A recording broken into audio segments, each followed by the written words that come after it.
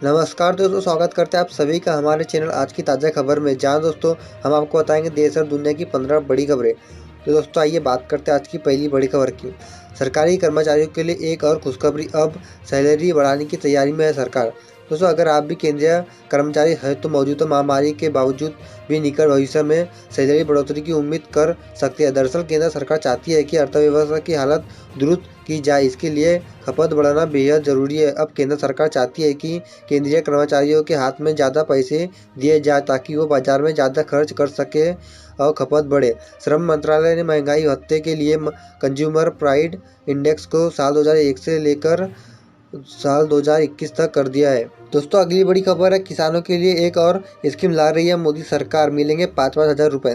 दोस्तों मोदी सरकार किसानों को एक और खुशखबरी देने वाली है।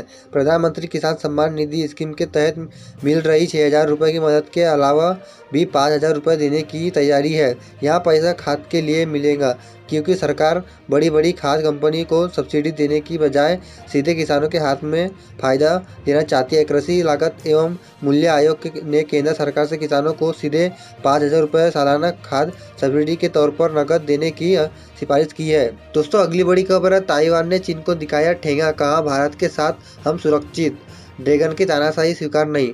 तो सीमाओं और कब्जे को लेकर जहां भारत और चीन में तनाव हुआ है, वहीं ताइवान के साथ भी ड्रैगन की तानाशाही चल रही है। चीन जहां ताइवान को धमका रहा है, वहीं दूसरे देशों पर भी दबाव बना रहा है कि ताइवान को स्वतंत्र देश के रूप में मान्यता न दे। ताइवान के विदेशी मंत्री जेसोप वो एक इंटरव्यू में कहा कि चीन उनको बेशक विदेश मंत्री नहीं मानता और दूसरे देशों पर भी उसके लिए दबाव बनाता है, लेकिन मुझे अधिकांश देश मिनिस्टर यू के रूप में जानते हैं। दोस्तों अगली बड़ी खबर है, किसानों को सीएम योगी आदित्यनाथ ने दिया तोहफा, 130 करोड़ रुपए का किया भुगतान।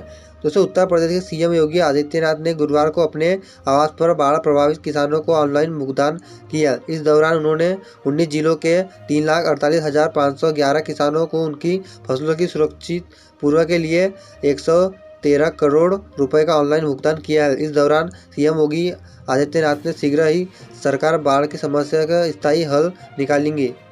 दोस्तों ये अगली बड़ी खबर है, अजरबैजान आर्मेनिया में युद्ध की आग भड़का रहे तुर्की, उपराष्ट्रपति ने कहा हम सेना भेजने के लिए तैयार।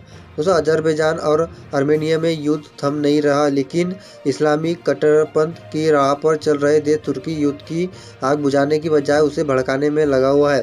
तुर्की ने कहा कि वो अजरबैजान में अपनी सेना भेजने के लिए तैयार है। तुर्की के उपराष्ट्रपति सी यनियन ने बातचीत में यह बात कही। शुरुआत से ही तुर्की पर यह आरोप लग रहा है कि वह न सिर्फ इस युद्ध को भड़का रहा है, बल्कि खुद को एक मुस्लिम दावेदारी एक बेहतरीन देश के तौर पर भी पेश कर रहा है। अब तुर्की की ओर से एक अजरबैजान में सेना भेज देने का आधिकारिक बयान सामने आया है।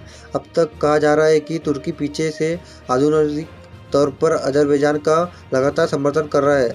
दोस्तों अगली बड़ी खबर है, 10 दिन बाद बिना ओटीपी के नहीं मिलेगा एलपीजी सिलेंडर, बदल जाएगा होम डिलीवरी सिस्टम।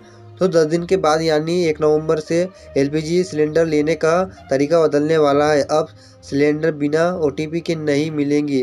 अब आपके घरेलू गैस सिलेंडर की होम डिलीवरी की प्रक्रिया पहले जैसी नहीं होगी। मीडिया रिपोर्ट के मुताबिक चोरी रोकने के और सही ग्राहक के पहुंचाने के लिए तेल कंपनियां नया एलपीजी सिलेंडर का नया डिलीवरी सिस्टम लागू करने वाली है। इस नए सिस्टम को डीएसी का नाम दिया जा रहा है, यानी डिलीवरी ऑथेंटिकेशन कोड। पहले 100 स्मार्ट सिटी में यह सिस्टम लागू होगा। इसके बाद अन्य शहरों में, जयपुर में इसका पायलट प्रोजेक्ट पहले से चल रहा है। दोस्तों अगली बड़ी खबर है, सीबीआई जांच के लिए लेनी होगी महाराष्ट्र सरकार की इजाज़त, बीजेपी ने पूछा ठाकरे सरकार को किसका डर। दोस्तों महाराष्ट्र सरकार के गृह मंत्रालय ने बड़ा फैसला लेते हुए केंद्र सरकार के साथ जनरल कंसेंट करार खत्म करने का आधिकारिक पत्र जारी किया है। महाराष्ट्र सरकार के यहाँ करार खत्म होने के बाद अब सेंट्रल ब्यूरो ऑफ इन्वेस्टिगेशन यानी सीबीआई को महाराष्ट्र में किसी भी केस की जांच के लिए महाराष्ट्र सरकार के गृह मंत्रालय इजाज़त लेनी होगी। महाराष्ट्र के गृह मंत्री अनिल देशमुख ने कहा कि सीबीआई जांच का उपयोग राजनीतिक भावक से प्रेरित होकर हो रहा है, ऐसी आशंका है। ऐसी सभी से धारणा है कि सीबीआई का राजनीतिक फायदे के लिए प्रदुप न हो। दोस्तों ये अगली बड़ी खबर है, बिहार में उद्योग लाएंगे पप्पू यादव, बोले रोजगार को नौकरी देना पहली प्राथमिकता। तो बिहार विधानसभा चुनाव को लेकर जोर शोर से प्रचार किया जा रहा है। जन अधिकार पार्टी के संरक्षण पप्पू यादव भी अपने उम्मीदवारों को जीत सुनिश्चित करने के लिए लगातार चुनावी जनसभा को संबोधित कर रहे हैं। लोगों को संबोधित करते हुए उन्होंने कहा कि अगर हमें मौका मिलता है तो रोजगार हमारी प्राथमिकता होगी और उद्योग को बढ़ावा देना व रोजगार सृजन करने की हमारी प्रतिज्ञा है। दोस्तों, जहां विधानसभा से जाप उम्मीदवार सुल्तानत अहमद के पक्ष में चुनावी सभा को संबोधित करते हुए उन्होंने कहा कि इसके तहत हम पहले ठेकेदारी के लाइसेंस में निबंधन शुल्क में भारी कमी करेंगे। कम बजट यानी 50 लाख तक के बजट वाले ठेकेदार उन इस तरह बेरोजगार को देंगे जिनकी सालाना आमदनी 3 लाख से कम है।